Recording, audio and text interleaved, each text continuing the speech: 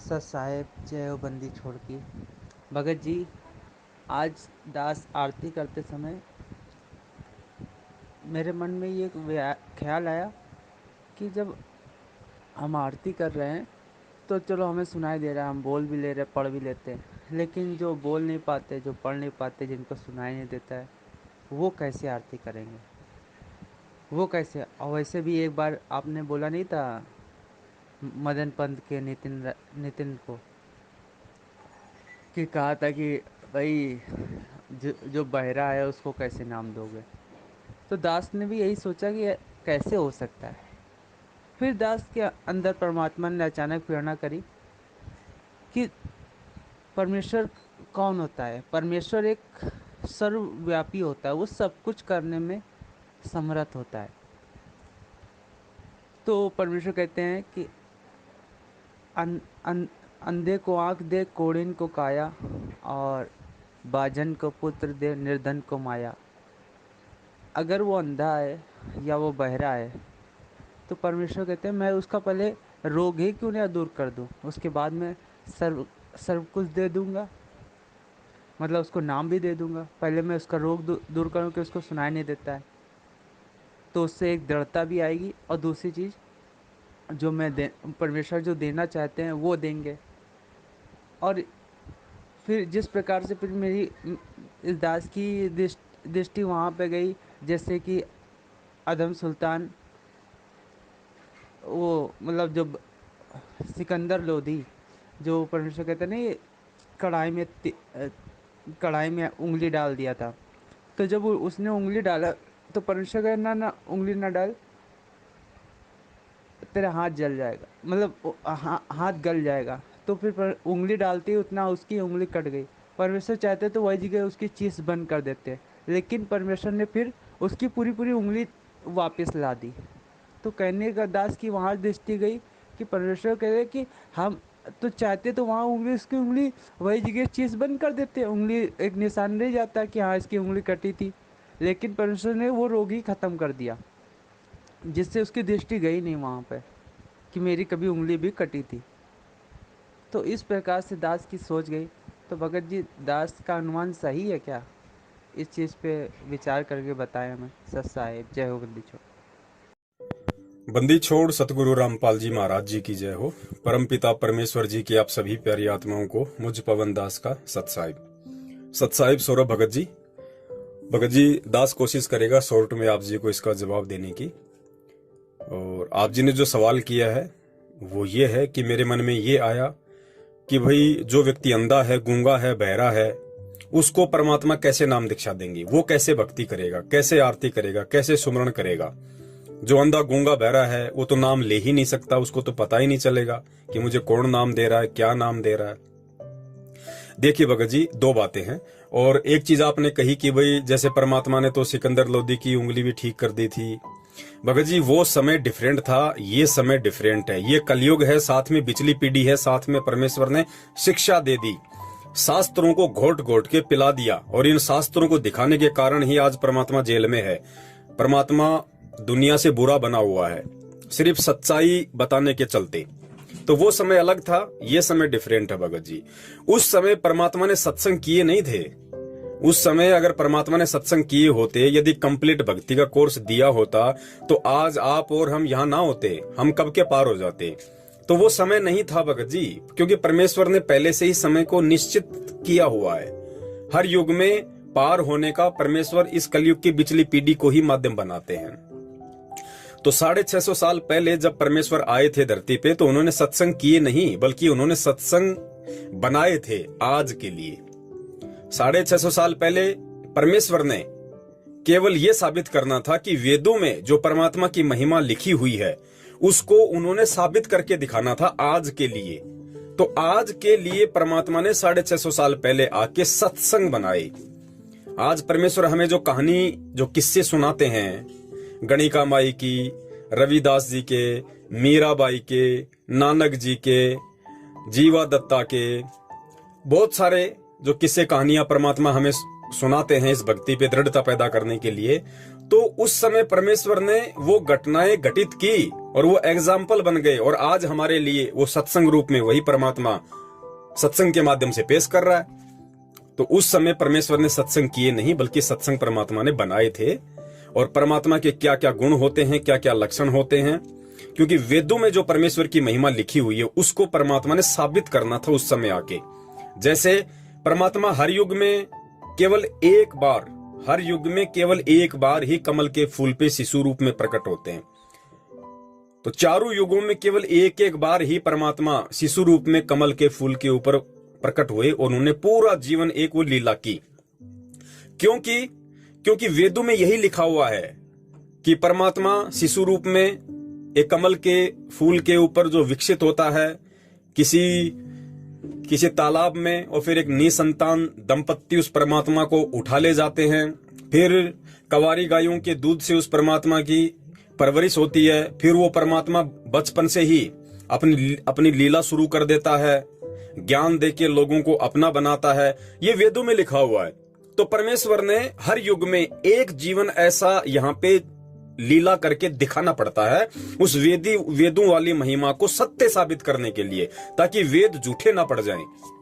बाकी ये थोड़ी है कि परमात्मा चार युगों में चार जीवन के अलावा यहाँ आते ही नहीं। परमात्मा तो एक युग में पता नहीं लाखों बार यहाँ आ जाते हैं। तो लाखों बार क्या परमात्मा कमल के फूल पे प्रकट होके आते हैं? क्या लाखों बार परमात्मा की कंवारी गाय से ही परवरिश होती है? नहीं, वो केवल एक एक जीवन हर युग में परमात्मा ने वेदों के अनुसार वैसा जीना पड़ता है, वेदों को सत्य साबित करने के लिए। बाकी परमात्मा को कंवारी गायों का दूध पीने की कोई जरूरत नहीं है, परमात्मा को शिशु रूप में प्रकट होने की कोई जरूरत नहीं है, परमात्मा को कोई निसंतान दंपत्ति उठा के ले जाए ऐसा कोई जरूरत नहीं है। अनंत बार आए यहाँ परमात्मा, तुरंत जिंदा महात्मा का रूप बना लेते हैं, तुरंत किसी साधु संत का रूप बना लेते हैं। आज परमेश्वर ने ऐसी लीला की कि अच्छे अच्छे लोग जो है धोखा खा के बैठे हैं कि ये भगवान हो सकता है, ये संत रामपाल ये भगवान हो सकता है, ये तो माँ के पेट से जन्म लेके आया, ये कैसे प्रकट हो सकता है। अच्छे अच्छे खासे लोग माथे पे थपिया खा रहे हैं उनके भगत होके, सार नाम तक लेके जो कहते हैं हमें मिला हुआ है। तो ये भगत जी हर युग में परमात्मा ने एक एक लीला केवल वेदों को सत्य साबित करने के लिए, ताकि आज वो परमेश्वर इस कलयुग की पिछली पीढ़ी में ये इन वेदों को झूठा साबित होने से बचा सके और लोगों को विश्वास दिला सके कि हाँ कबीर जी परमात्मा थे, कबीर जी भगवान थे। और जो लीला वेदों में परमेश्वर की लिखी हुई है उस लीला में अगर कोई सत्य साबित बैठता है, कोई फिट बैठता है, तो केवल कबीर परमात्मा बैठते हैं। या द्वापर में जो करुणामय रूप में परमात्मा आए थे, ठीक ऐसी लीला की उन्होंने। त्रेता में मुनिंद्र रूप में ठीक ऐसी लीला की परमात्मा ने। सतयुग में सत्सुकृत रूप में ठीक ऐसी ही लीला की। शिशु रूप में आए, कमल के फूल पे प्रकट हुए, निसंतान दंपत्ति उनको उठा के ले गए। तो ये चार जीवन परमेश्वर ने हर युग में वेदों को सत्य साबित करने के लिए ऐसा रोल करना पड़ता है। इसके अलावा परमात्मा के ऊपर कोई बाउंडेशन नहीं है, वो समर्थ है, जब चाहे जहां जिस रूप में प्रकट हो जाए भगत जी। तो सिकंदर लोदी की जो उंगली परमात्मा ने ठीक कर दी, वो परमेश्वर ने अपनी समर्थता को जाहिर करना था उस समय। वेदों में लिखा है कि परमात्मा मुर्दे को जिंदा कर सकता है। तो परमेश्वर ने कितनों को जिंदा किया उस समय? सेव का शीश धड़ से अलग हो चुका था, परमेश्वर ने उसका शीश जोड़ा। तो परमेश्वर ने वेदों में जो महिमा लिखी उसको सत्य साबित किया। अपने ही मुंह बोले गुरु रामानंद जी का सिकंदर लोदी ने शीश तलवार से अलग कर दिया था, परमेश्वर ने उसको जोड़ दिया। फिर परमात्मा भयंकर से भयंकर रोग को छूमंतर कर सकता है, तो परमेश्वर ने सिकंदर लोदी का जो जलन का रोग था आशीर्वाद मात्र से ठीक कर दिया। सर्वानंद की माता शारदा जिसको भयंकर रोग था, कोई ठीक नहीं कर पाया, परमेश्वर के आशीर्वाद मात्र से ठीक हुई। तो ये सारी जो लीलाएं थी, और जो क्या बोलते हैं जो गुरुद्रोही हो गया था, क्या नाम था उसका, कमाल को देख लो, परमात्मा ने मुर्दे से जीवित किया।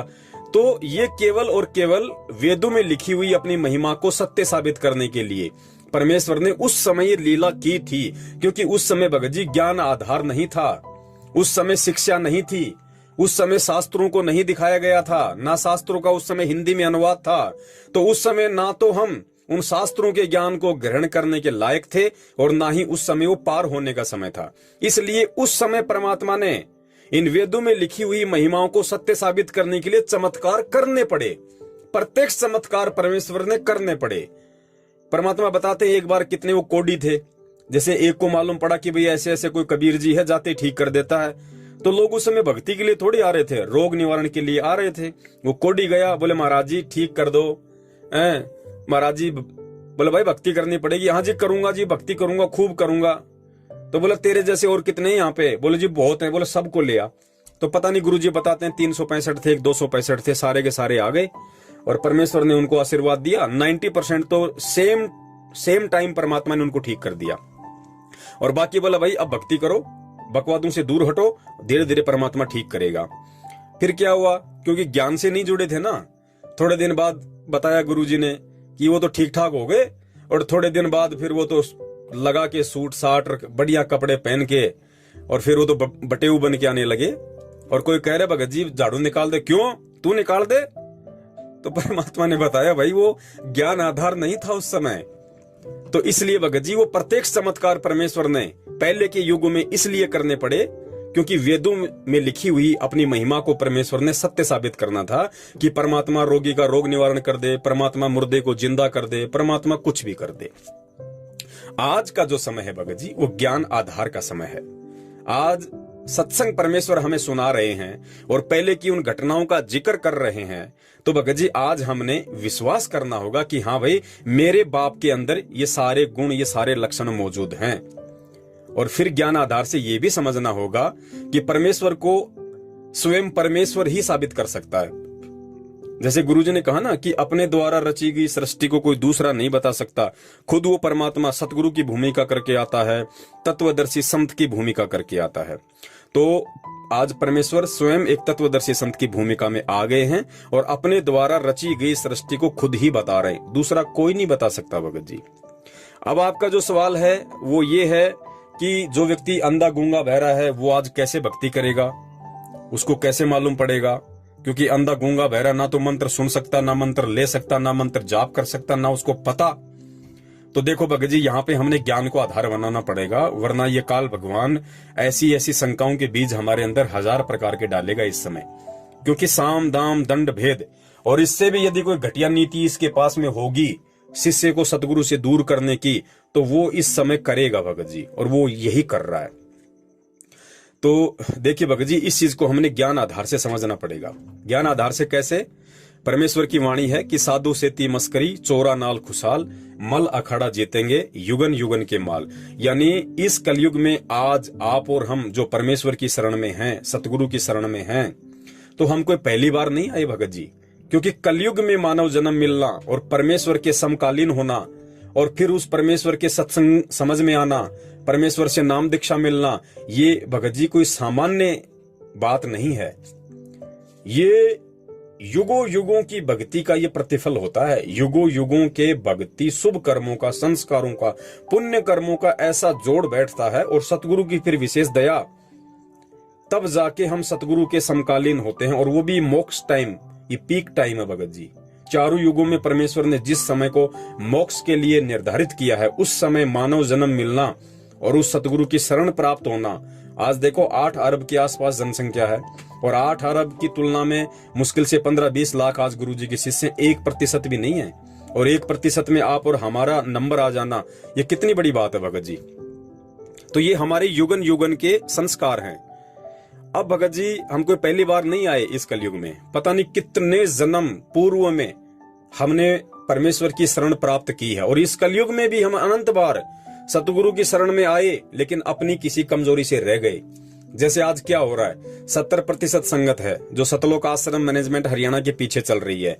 वो क्या कर रही है भगत जी? सतगुरु की शरण में भी है लेकिन साथ में मर्यादाओं में भी नहीं है। तो जो व्यक्ति आज सतगुरु के समकालीन होके भी मानव जन्म प्राप्त है, वो उनके अच्छे संस्कार हैं। इस समय मानव जन्म मिलना बहुत शुभ संस्कार की बात है, लेकिन उनके भक्ति संस्कार कमजोर हैं। कैसे कमजोर हैं? क्योंकि मानव जन्म तो जैसे कहा ना उस परमेश्वर ने कि 84 लाख योनियां भोगने के बाद एक बार मिलता ही मिलता है, और बाकी 1 से अधिक बार जो मिलते हैं वो भक्ति से मिलते हैं, शुभ संस्कारों से मिलते हैं। तो ऐसी आत्माओं को जो मानव शरीर मिला हुआ है भगत जी, वो 99% हम ये कह सकते हैं कि वो 84 लाख का जो फेरा है उसको पार करके, क्योंकि भगत जी उसके पाप कर्म उसके पास में इतने ज्यादा हैं, वरना भगवान धरती पे और मानव जन्म में आंखें नहीं है, कान नहीं है, देख नहीं सकता, सुन नहीं सकता, बोल नहीं सकता, ये उसके बैड अकाउंट ज्यादा हैं। तो ऐसी जो आत्माएं हैं जो वर्तमान में जिनका आप जिक्र कर रहे हो कि उनको परमात्मा कैसे नाम देंगे, तो देखो भगत जी 2-3 तरीके हैं, क्योंकि परमेश्वर समर्थ है। परमेश्वर चाहे तो पत्थर को भी इंसान बना दे, इंसान बना के और उसको नाम दे दे। परमेश्वर चाहे तो अंधे को बिल्कुल ऐसा कर दे कि वो देखने लग जाए, गूंगे को ऐसा कर दे बोलने लग जाए, बहरे को ऐसा कर दे वो सुनने लग जाए। उसके लिए तो बाएं हाथ का काम है। लेकिन वर्तमान में वो प्रत्यक्ष चमत्कार परमेश्वर क्यों नहीं कर रहे? क्योंकि ये हमें परमात्मा ने जो शिक्षा दी है और जो ये वर्तमान का जो समय जो परमेश्वर ने चूज किया है ज्ञान आधार का, तो परमेश्वर हमें ज्ञान आधार से जोड़ना चाहते हैं। और ये जो चमत्कार हैं, अब हमने विश्वास करना पड़ेगा कि धरती पे वही परमात्मा जो 650 साल पहले था और आज चमत्कार नहीं कर रहा। तो उसका रीजन यही है कि उस समय परमात्मा का मकसद कुछ और था और आज ये ज्ञान देके परमात्मा ज्ञान से अपनी पहचान हमसे करवाना चाहते हैं, ना कि चमत्कारों से।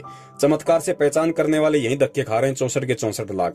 लेकिन आज जो ज्ञान से उस परमेश्वर की पहचान कर लेगा वो मोक्ष का अधिकारी हो सकता है, अगर मर्यादा में रहा तो पहली बात तो ये कि परमात्मा चाहे तो भगत जी उसको ठीक भी कर सकता है। जैसे आपने कहा कि भाई वो अंधे को आंख दे, कोढ़ी को काया दे, बांझन को पुत्र दे, तो परमात्मा चाहे तो उसको 1 मिनट में चंगा कर दे, लेकिन नहीं करेगा। वर्तमान में वो ऐसा कोई प्रत्यक्ष चमत्कार नहीं करेगा।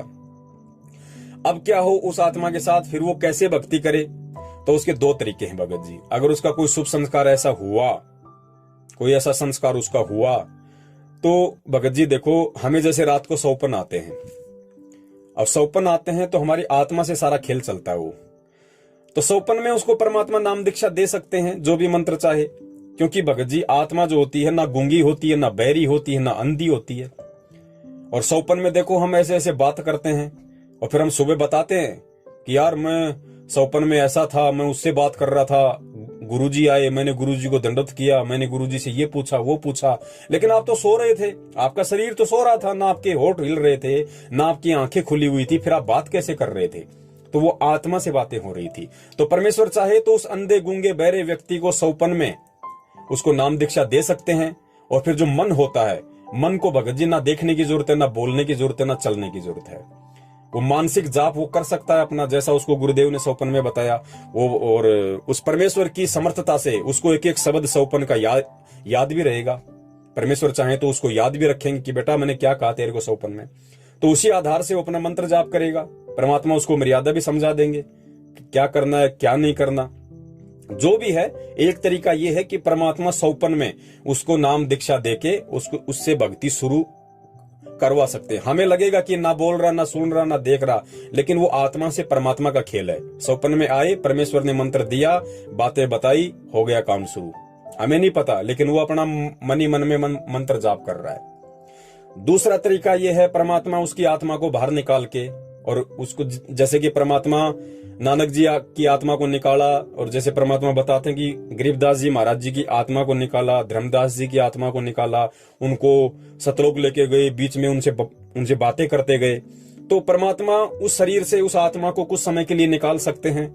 और फिर आत्मा को ना भगत जी सुनने के लिए कान की जरूरत है, ना बोलने के लिए जीभ की जरूरत है।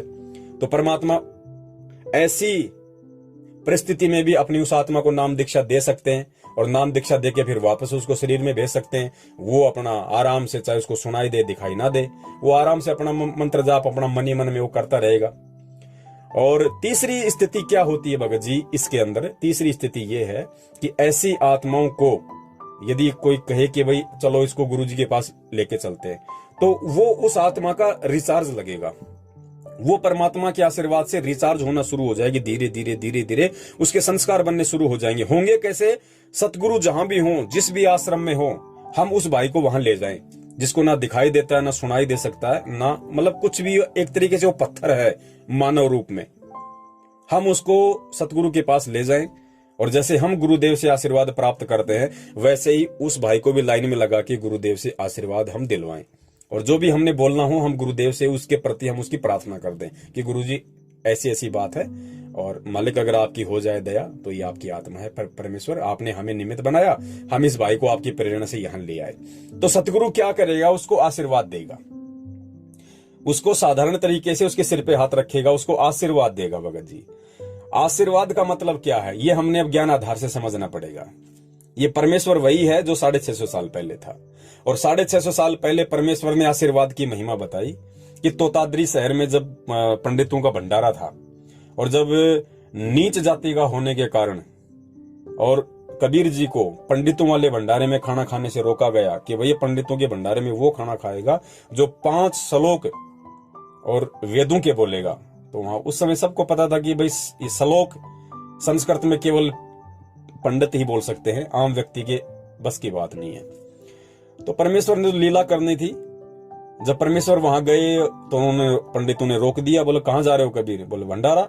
बोला अंदर भंडारा वही कर सकता है पंडितों वाले लंगर में जो 5 श्लोक संस्कृत के सुनाएगा। बोलो अच्छा? बोलो जी हाँ। तो गुरुजी ने बताया, परमात्मा ने पास में एक भैंसाराम था जोठा, जोटे को ऐसा हाथ से इशारा किया, वो आ गया, और परमेश्वर ने कहा भी जोटाराम हम तो भाई ये आम व्यक्ति वाले लंगर में भोजन कर लेंगे, और भाई तू एक काम कर, इनको 5 श्लोक संस्कृत के सुना दे, वेदों के, कि परमात्मा कौन है, और फिर तू जाके अंदर भंडारा कर ले भाई। तो भैंसाराम ने परमेश्वर के कहने की देर थी, उसने संस्कृत में और मानव बोली में और उसने 5 श्लोक बोल दिए धड़ाधड़।